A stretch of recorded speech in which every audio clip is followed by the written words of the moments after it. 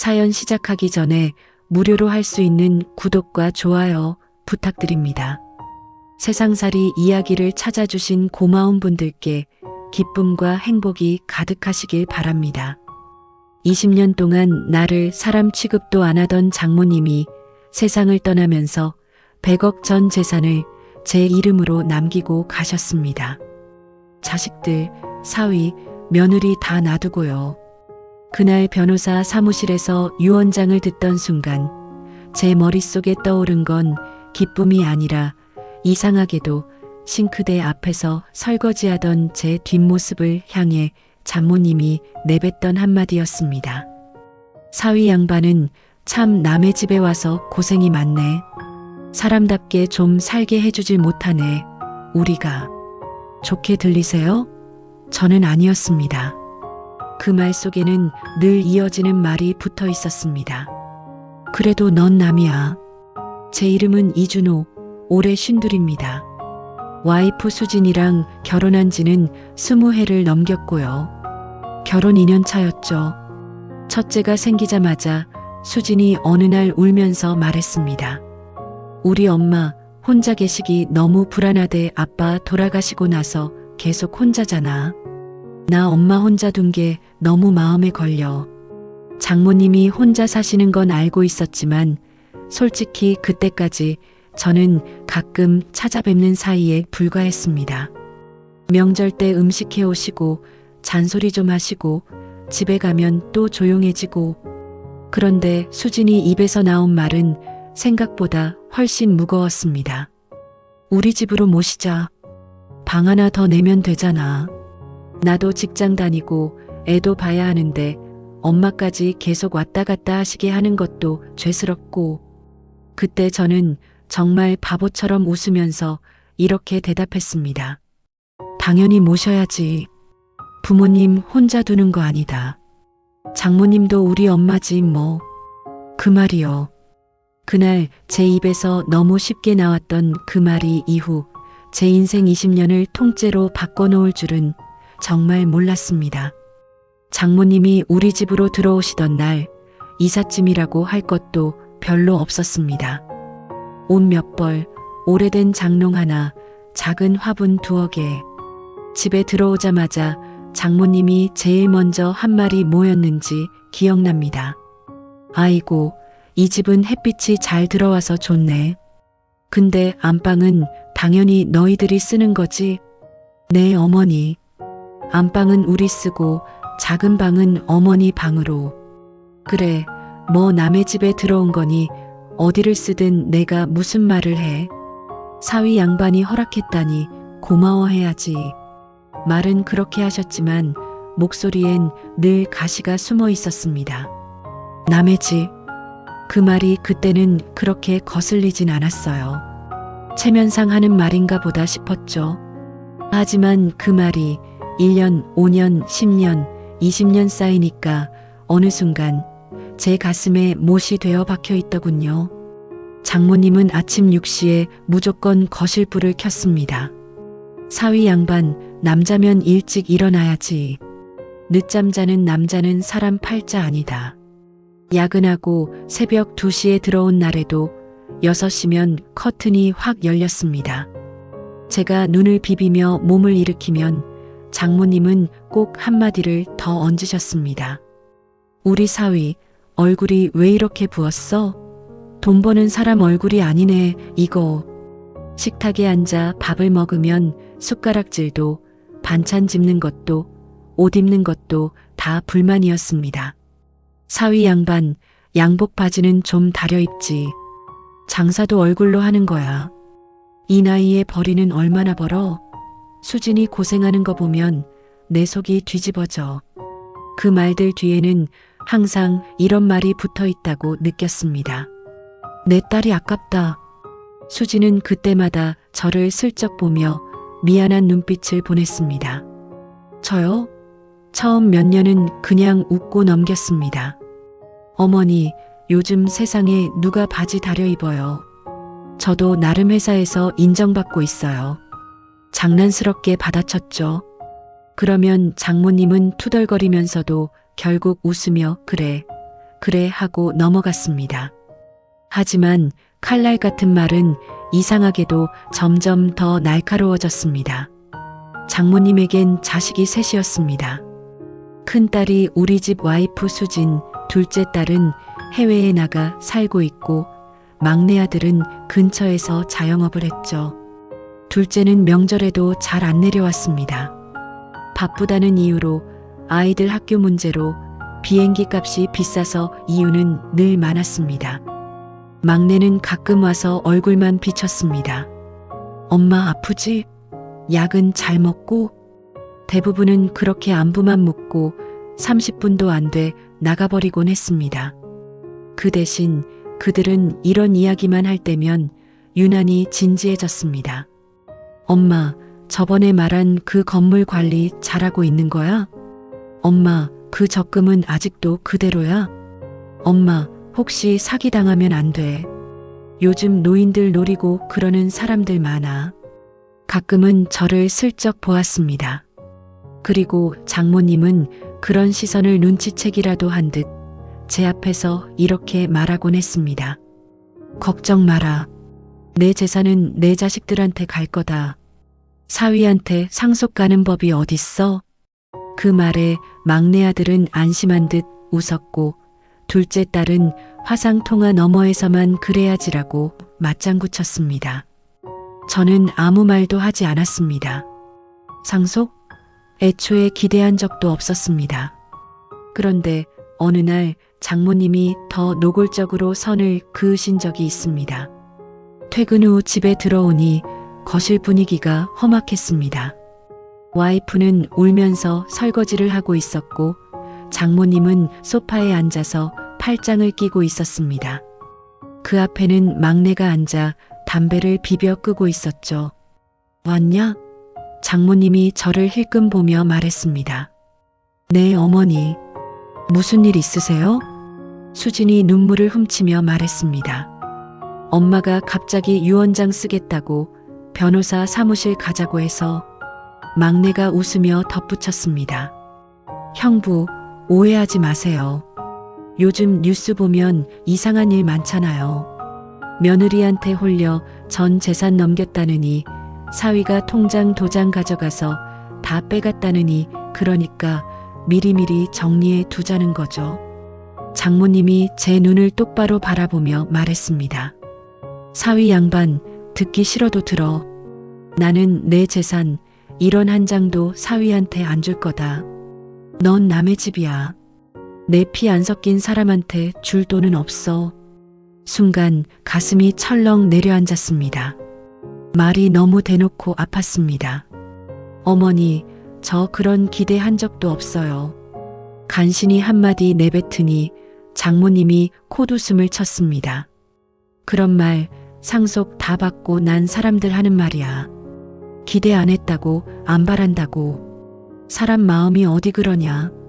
마치 제가 속으로는 언젠가 이 집 재산을 받을지도 모른다고 생각하는 사람인 것처럼 대놓고 의심하는 눈빛이었습니다. 그날 밤 저는 거실 한쪽에서 잠깐 멈춰 서 있었습니다. 부엌에서 설거지하던 수진이 조용히 제 이름을 불렀습니다. 준호야, 미안해. 엄마가. 아니야. 말은 그렇게 했지만 제 안에서는 뭔가가 확 무너지고 있었습니다. 아, 나는 이 집에서 끝까지 남이구나. 솔직히 여러 번 짐을 싸려고 했습니다. 와이프랑 아이만 데리고 나가서 조용한 전셋집 하나 얻어 새 출발하고 싶었습니다. 하지만 그럴 때마다 머릿속에 떠오르는 장면이 하나 있었습니다. 눈 내리던 겨울밤이었어요. 엘리베이터가 고장 나 있었고 장모님은 관절이 아파 계단을 제대로 못 내려오셨습니다. 병원 진료 시간이 임박했고 장모님은 짜증이 잔뜩 난 목소리로 말씀하셨습니다. 아이고, 이 늙은 년은 이제 병원도 못 가겠다. 그냥 데려갈 사람도 없으면 죽어야지 뭐. 그 말이 너무 싫었습니다. 그래도 저는 장모님 앞에 쪼그리고 앉고 말았습니다. 어머니, 엎혀요. 뭐? 엎혀서 가시죠. 계단 내려가실 수 있겠어요? 넘어지면 더 큰일 나요. 장모님은 한참 저를 내려다보았습니다. 그리고는 투덜거리며 제 등에 몸을 맡겼습니다. 에이, 남의 집 사위 고생시키는 것도 정도가 있지. 그렇게 말하면서도 손은 제 어깨를 꼭 붙잡고 있었습니다. 눈발이 날리는 계단을 저는 장모님을 업고 천천히 내려갔습니다. 그때 장모님이 아주 작게 거의 들리지 않을 만큼 낮게 내뱉은 말이 있습니다. 그래도 고맙다, 이놈아.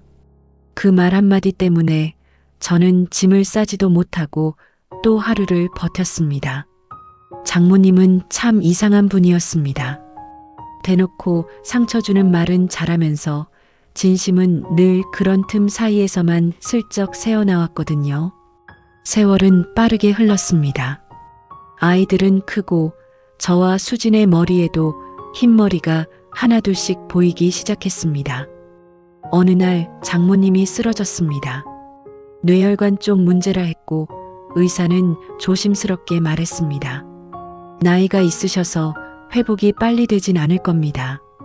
말을 또렷이 하시기 어려울 수도 있고요. 병실 침대에 누워있는 장모님은 제가 알던 그 날카로운 사람이 아니었습니다. 주름은 더 깊어져 있었고 말 한마디 하는 것도 힘겨워 보였습니다. 수지는 거의 매일 병원에 들렀습니다. 저도 퇴근 후 들를 수 있는 날엔 최대한 들렀습니다. 처음엔 장모님이 저를 보더니 이렇게 말씀하셨습니다. 또 왔냐, 사람도 아닌 놈이. 분명 입에서 나온 말은 그랬는데 목소리는 힘이 없고 눈빛은 어딘가 허전했습니다. 그리고 며칠 뒤 장모님이 갑자기 저를 붙잡고 이런 말을 하셨습니다. 사위, 내 어머니, 너 그만 와도 된다. 네, 평생 고생했어. 수진이 잘 부탁해. 저는 그 말이 이상했습니다. 이제 와서 왜 이런 말을 하실까 싶었죠. 그러고 한 달 뒤 장모님은 조용히 숨을 거두셨습니다. 그날 새벽 마지막으로 제 이름을 부른 사람도 제 옷자락을 잡고 놓지 않던 손도 장모님이었습니다. 준호야. 누군가 제 이름을 그렇게 불렀던 건 그때가 처음이자 마지막이었습니다. 장례식장에는 다른 장례식과 크게 다를 것 없는 풍경이 펼쳐졌습니다. 흑백 영정 사진 속 장모님은 생전에 보기 힘들었던 온화한 미소를 짓고 있었습니다. 장례가 끝난 뒤 막내가 말했습니다. 형부, 엄마 유산 문제 정리해야 하니까 다음 주에 변호사 사무실에서 보자는 연락 받으셨죠? 네. 시간 맞추면 되는 거죠. 예. 뭐 형부도 알다시피 엄마 재산은 우리 형제들 몫이니까요. 형부가 너무 서운해하진 마세요. 제가 아무 말도 하지 않자 막내는 씁쓸하게 웃었습니다. 형부도 알고 계셨잖아요. 엄마가 살아생전 맨날 그러셨잖아. 사위는 남이라고. 웃음이 나오지 않았습니다. 그저 마음 한편이 이상하게 저릿했습니다. 변호사 사무실에는 저, 수진, 둘째 딸, 막내 아들까지 4명이 앉았습니다. 변호사는 서류를 몇 장 정리하다가 우리를 번갈아 보며 말했습니다. 먼저 애도 말씀드립니다. 삼가 고인의 명복을 빕니다. 고인께서 남기신 유언장과 사전 작성된 증여 관련 문서들이 있어서 그 내용을 오늘 가족분들께 설명드릴 겁니다. 둘째가 먼저 물었습니다. 어머니 재산이 대략 어느 정도인지 저희는 정확히 몰라서요. 변호사는 서류를 뒤적이다가 숫자를 읊었습니다. 예금과 증권, 부동산을 모두 합친 순자산은 대략 98억 정도입니다. 막내가 작게 휘파람을 불었습니다. 거의 100억이네, 누나. 수지는 고개를 푹 숙였습니다. 변호사가 유언장을 펼쳤습니다. 고인은 생전 법률 자문을 통해 유언장을 작성하셨습니다. 내용을 그대로 읽어드리겠습니다. 그리고 그날 제 인생에서 가장 충격적인 문장이 그 입에서 흘러나왔습니다. 본인의 전 재산 일체를 장녀의 남편인 이준호에게 상속한다. 순간 공기가 멈춘 것 같았습니다. 뭐라고요? 막내가 벌떡 일어섰습니다. 둘째도 눈을 크게 치켜떴고 수지는 제 옆에서 손이 얼어붙은 것처럼 굳었습니다. 변호사는 침착하게 서류를 다시 확인했습니다. 네, 분명히 이렇게 적혀 있습니다. 장녀의 남편 이준호에게 상속한다. 이어지는 문장을 읽겠습니다. 자식들은 이미 충분히 내 도움을 받았으니 더 이상 아무것도 물려줄 것이 없다. 막내 얼굴이 붉게 달아올랐습니다. 이게 말이 돼요? 변호사님, 혹시 유언장 잘못 읽으신 거 아니에요? 엄마가 치매도 있었잖아요. 유언장 작성 시점은 3년 전입니다. 당시에도 건강 상태에 대한 확인을 거쳤고 의사 소견서도 첨부되어 있습니다. 치매 소견은 그로부터 1년 뒤 진단된 것으로 기록되어 있고요. 막내가 저를 향해 소리쳤습니다. 형부, 솔직히 말해봐요. 엄마한테 뭐라고 했어요? 어떻게 한 거야? 나도 몰라. 입이 바짝 말랐습니다. 정말 몰랐습니다. 정말 지금 처음 들은 이야기였습니다. 둘째가 떨리는 목소리로 말했습니다. 형부, 엄마 돌봐준 거 고마운 건 알겠는데 이건 아니잖아요. 우리 엄마예요. 우리 엄마. 우리 피 섞인 자식들이라고요. 형부는 아무리 생각해도 이건 좀. 수진이 그때서야 고개를 들었습니다. 눈가에 눈물이 맺혀 있었습니다. 엄마가 이렇게까지 할 줄은 나도 몰랐어. 변호사가 조심스럽게 말을 이었습니다. 또 하나 고인이 남기신 문서가 있습니다. 법적 효력은 없고 일종의 마지막 편지라고 보시면 됩니다. 이건 이준호 씨에게 직접 전달해 달라고 하셨습니다. 변호사가 봉투 하나를 제 앞으로 밀었습니다. 흰 봉투 위에는 삐뚤빼뚤한 글씨로 이렇게 적혀 있었습니다. 사위 이준호에게. 손이 떨렸습니다. 20년 동안 한 번도 저를 이름으로 부르지 않던 사람이었습니다. 늘 사위 양반, 이 사람, 야로만 부르던 장모님이었습니다. 그런 사람이 제 이름 석자를 직접 적어놓고 떠난 편지. 봉투를 뜯는 순간 이상하게도 유산이 아니라 진짜 마음이 들어있을 것 같다는 생각이 들었습니다. 편지 첫 줄은 의외로 아주 담담했습니다. 준호야, 이제야 이름을 불러본다. 글씨는 떨려 있었지만 문장 하나하나에는 이상하게도 힘이 있었습니다. 처음 내가 우리 집에 인사 왔을 때 나는 솔직히 마음에 안 들었다. 넉넉한 집도 아니었고 번듯한 직장도 아니었고 말도 서툴렀다. 내 딸을 그 힘든 집구석으로 데려가는 것 같아 속으로 이를 갈았다.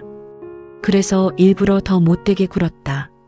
숟가락질 하나까지 트집 잡고 돈 벌어오는 꼴이 마음에 안 든다고, 사람 구실 못한다고, 사람 취급 안 한다고 내 앞에서 수십 번도 더 말했지. 편지를 읽는 제 손이 덜덜 떨렸습니다. 그런데 말이다. 아무리 그렇게 눌러도 내가 한 번도 장모님이라는 호칭을 놓지 않더라. 내 딸 울리는 것도 수없이 봤고 내 속도 뒤집어지는 것도 다 봤다. 그런데도 너는 짐 싸들고 나가지 않았다. 나는 남편한테 평생 인간 취급을 못 받고 살았다. 돈 버는 기계도 아니고 집에 붙어 있는 그림도 아니고 아무리 애를 낳고 밥을 하고 집을 지켜도 남편은 늘 야라고 부르고 욕을 했다. 그래서 마음속으로 다짐했다. 남자란 것들은 다 똑같다. 라고. 너도 처음엔 그 부류라고 생각했다. 편지 글씨가 중간에 빽빽하게 흔들려 있었습니다. 마치 그때 그 마음을 꾹꾹 눌러 적은 것처럼. 근데 말이다, 사위야. 내가 나를 업고 눈 오는 계단을 내려갈 때 나 진짜 울 뻔했다. 움찔하는 어깨에서 숨 참고 있는 숨소리에서 나는 내 남편이 아닌 처음 보는 남자 어른 냄새를 맡았다. 버리지 않고 욕 안 하고 그냥 묵묵히 나를 업고 내려가는 사람. 제가 숨을 멈췄던 그 장면이 편지 위에서 되살아났습니다. 그날 돌아와서 방에 누워 천장을 보면서 생각했다. 아, 내가 잘못 봤나 보다. 이놈은 그냥 나쁜 놈은 아니구나. 그래도 나는 겁이 났다. 내게 마음을 주면 언젠가 떠나버릴까봐. 우리 자식들처럼 돈 많고 여유 있을 때만 찾다가 힘들어지면 발자국도 안 남기고 떠날까봐. 나는 그게 너무 무서웠다. 그래서 더 독하게 굴었다. 일부러 상속 이야기도 귀에 들리게 했다. 사위한테는 이런 한 장도 안 준다. 그 말에 내 표정이 굳는 것도 다 봤다. 그런데도 넌 다음날, 그 다음날, 또 그 다음날 아침마다 나한테 인사를 했다. 눈가가 뜨겁게 차올랐습니다. 장모님, 그걸 다 보고 계셨군요. 준호야, 내 자식 셋은 내 피를 나눠 가진 애들이지만 솔직히 말해서 나보다 자기 인생이 중요하다. 나를 싫어해서가 아니다. 그냥 그럴 여유가 없는 애들이지. 그런데 남인 내가 내 옆에 20년을 서 있었더라. 내가 병원에 입원했을 때 제일 먼저 달려온 것도 너였고 마지막에 내 손을 잡고 있던 것도 너였다. 그때야 깨달았다. 아, 이 집의 진짜 가장은 사위구나. 내가 이 집에서 제일 믿고 기댈 사람도 사위구나. 편지 끝부분은 조금 더 또렷한 글씨로 적혀 있었습니다. 마치 마지막 힘을 끌어모은 듯. 그래서 내 재산은 내게 준다. 자식들한테 못 줘서 미안한 마음도 크지만 얘네는 이미 각자 받은 게 많다. 등록금도 결혼 비용도 사업 미천도 그때그때 다 도와줬다. 그 덕에 각자 집도 사고 해외도 나가고 사업도 차렸다. 너는 나에게 받은 게 하나도 없다고 생각하겠지. 상처만 받았다고 생각하겠지. 맞다. 대부분은 상처였을 거다. 그래서 늦게나마 갚고 싶었다. 내가 나 때문에 포기한 20년을 조금이라도 돈으로 대신해주고 싶었다. 유산을 다 너 혼자 쓰라는 말은 아니다. 수진이랑 손주들, 그리고 내 마음이 허락한다면 다른 자식들에게도 조금씩 나눠줘라. 하지만 결정은 내 몫이다. 적어도 내가 마지막까지 너는 남이다라고 말한 건 거짓말이었다는 것만 기억해줘. 내 사위야. 아니, 내 아들 준호야. 그동안 고마웠다. 미안했고. 편지는 거기서 끝났습니다. 종이 위에 뚝뚝 떨어진 마른 얼룩이 눈물인지 떨리는 손 때문인지 알 수 없었습니다. 저는 편지를 쥔 채 변호사 사무실 한가운데서 한참 동안 말을 잇지 못했습니다. 형부, 편지 내용이 뭐예요? 막내가 거칠게 물었습니다. 둘째도 붉어진 눈으로 저를 노려봤습니다. 저는 천천히 편지를 접었습니다. 어머니가 저한테 사과하셨습니다. 수진이 제 옆에서 흐느끼기 시작했습니다. 그리고 유산은 법적으로는 제 이름으로 오지만 어머니 뜻은 우리 모두를 위해 쓰라는 거였습니다. 사실 편지에는 그 말을 딱 잘라 쓰지 않았습니다. 하지만 마지막 문장 내 마음이 허락한다면이라는 말은 제게는 일종의 부탁처럼 느껴졌습니다. 막내는 분을 이기지 못한 표정이었지만 한동안 아무 말도 하지 못했습니다. 둘째는 결국 눈물을 훔치며 조용히 말했습니다. 그럼 형부 마음대로 하세요. 엄마가 선택하신 거니까. 그 순간 저는 이상한 죄책감에 숨이 막히는 줄 알았습니다. 왜 하필 나였을까?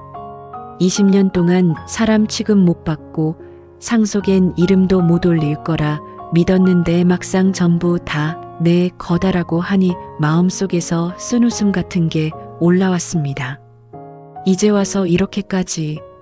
그날 집에 돌아오는 길 수진이 조심스럽게 입을 열었습니다. 준호야. 응? 우리 어떻게 하면 좋을까? 나는 잠깐 눈을 감았다가 떴습니다. 모르겠다. 솔직히 말하면 지금도 믿기지가 않아. 100억이 내 이름으로 온다는 것도, 장모님이 나한테 그렇게까지 생각하고 계셨다는 것도. 수진이 말했습니다. 나는 엄마가 너무 미워. 왜? 살아계실 땐 왜 한 번도 그 얘기를 안 하셨어? 왜 한 번만이라도 사위야, 고맙다라고 제대로 말 안 하셨어? 왜 맨날 사람 아닌 것처럼 남처럼 대하다가 돌아가시고 나서야 이렇게 편지 한 장으로? 수진의 목소리가 떨렸습니다. 나는 엄마도 이해되지만 당신도 너무 안쓰럽고 나도 억울하고 그냥 다 복잡해. 저는 핸들을 잡은 손에 힘을 주었습니다. 수진아. 응. 우리 일단 이 돈에 너무 휘둘리지는 말자. 장모님이 뭘 원하셨는지 조금만 더 생각해보자. 수진은 조용히 고개를 끄덕였습니다. 몇 달 동안 저는 잠을 잘 이루지 못했습니다. 통장에 찍힌 숫자들이 현실을 말해주고 있었지만 제 마음은 여전히 예전 그 좁은 전셋집에서 설거지하던 사위 이준호에 머물러 있었습니다. 막내는 처음에 변호사 사무실을 찾아갔습니다. 유언 무효 소송을 걸 수 있는지, 치매 진단 시기와 유언장 작성 시점에 문제는 없는지. 하지만 변호사는 담백하게 말했습니다.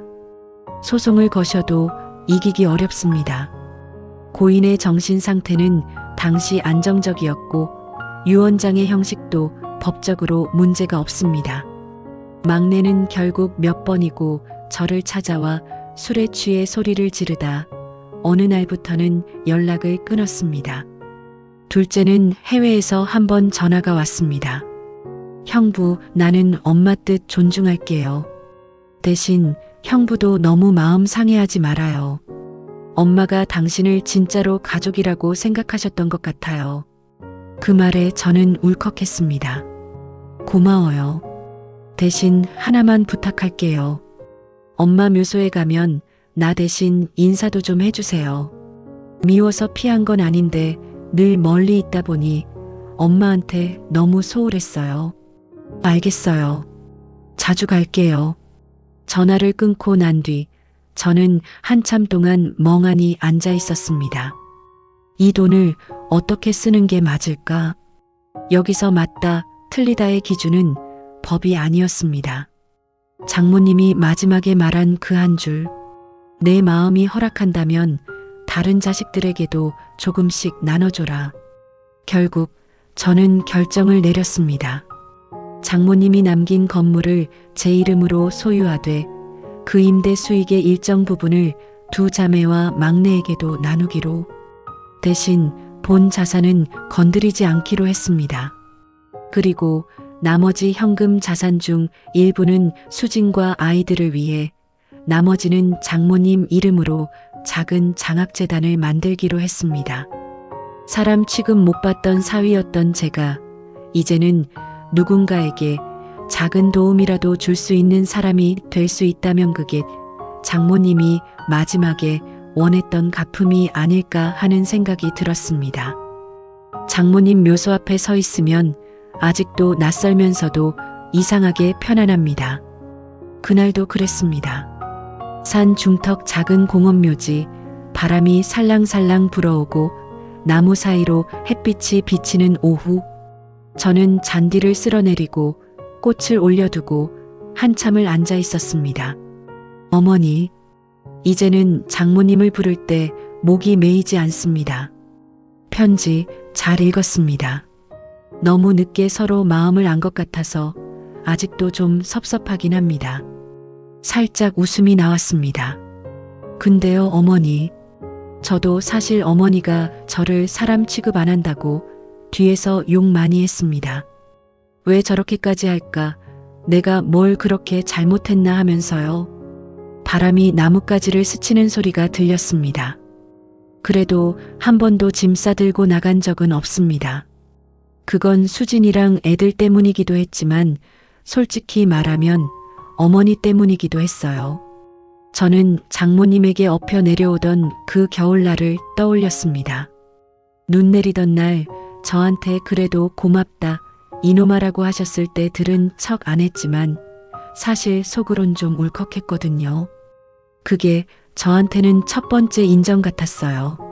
산소 앞의 공기가 이상하게 따뜻하게 느껴졌습니다. 유산 잘 쓰겠습니다. 어머니 자식들 너무 미워하지 않으려고요. 어머니 말대로 각자 사정이 있었던 거겠죠. 대신 제가 조금씩 나누겠습니다. 욕먹더라도 제가 욕먹고 말지요. 한숨이 나도 모르게 흘러나왔습니다. 그리고 장학재단 만들었습니다. 이름은 이영자 장학회예요. 어머니 이름으로. 장모님 이름을 입 밖으로 내뱉는 순간 가슴 깊은 곳이 찌릿했습니다. 장모님이 살아계셨다면 아마 호통을 치셨을지도 모르겠습니다. 아, 내 이름을 왜 거기다 써? 그러면서도 속으로는 좀 뿌듯해 하셨겠죠. 어머니, 이제야 말하지만 저는 묘비를 바라보고 천천히 말했습니다. 저한테 어머니는 마지막까지 남의 집이 아니라 그냥 우리 집 어른이었습니다. 사람 취급 안 받은 건 맞는데요. 자주 섞인 웃음이 나왔습니다. 그래도 저는 어머니를 사람으로 봤던 것 같아요. 별로 잘한 것도 없는데 너무 큰 걸 받아버려서 아직도 어깨가 무겁네요. 잠시 침묵이 흘렀습니다. 그리고 저는 아주 작은 목소리로 마지막 인사를 건넸습니다. 어머니, 이제 진짜 편히 쉬세요. 남은 건 제가 책임지겠습니다. 집으로 돌아오는 길 차 안에서 수진에게 전화가 왔습니다. 당신 어디야? 엄마한테 다녀오는 길이야. 그래, 나도 같이 갈걸. 다음에 같이 가자. 잠시 침묵 끝에 수진이 조용히 말했습니다. 당신 요즘 들어 더 변한 것 같아. 어떻게? 예전에는 엄마 얘기만 나오면 얼굴부터 굳었는데 요즘은 그냥 사람 얘기하듯이 말해. 원망이 많이 줄어든 것 같아. 저는 잠시 생각하다가 대답했습니다. 원망할 시간에 할 일이 너무 많아졌거든. 어머니가 남기고 가신 게 돈만이 아니더라. 뭔데? 내가 어떤 어른이 될지 계속 생각하게 만드신 것 같아. 수진이 웃는 소리가 들렸습니다. 우리 좀 멋있는 노인네가 되자. 그러자. 적어도 우리 애들한테는 끝까지 사람 취급은 해주고. 서로 동시에 웃음이 터졌습니다. 생각해보면 장모님과의 20년은 참 이상한 시간이었습니다. 상처와 오해, 삐뚤어진 표현과 숨겨진 마음이 뒤엉킨 시간. 하지만 그 20년 덕분에 저는 한 가지를 제대로 알게 됐습니다. 사람의 마음은 돈보다 훨씬 늦게, 훨씬 느리게 움직인다는 것. 그래서 때로는 살아있을 때 제때 꺼내지 못하고 죽은 뒤에야 편지 한 장으로야 겨우 전해진다는 것. 100억이라는 숫자는 지금도 실감이 나지 않습니다. 하지만 그 숫자보다 더 무거운 건 늦게 도착한 한 장의 편지. 그리고 그 편지 속 마지막 한 줄입니다. 내 사위야. 아니, 내 아들 준호야. 그 한 줄 때문에 저는 오늘도 싱크대 앞에 서서 설거지를 하며 조용히 중얼거립니다. 어머니, 오늘 반찬 조금 짰죠? 그래도 먹을 만했죠? 대답해줄 사람은 없지만 이상하게도 그 모습이 누군가에게 언젠가 또 다른 이야기의 시작이 되지 않을까 싶습니다. 우리네 세상살이 이야기 시청해주셔서 감사합니다. 구독과 좋아요 부탁드리고 다음 사연으로 인사드리겠습니다. 감사합니다.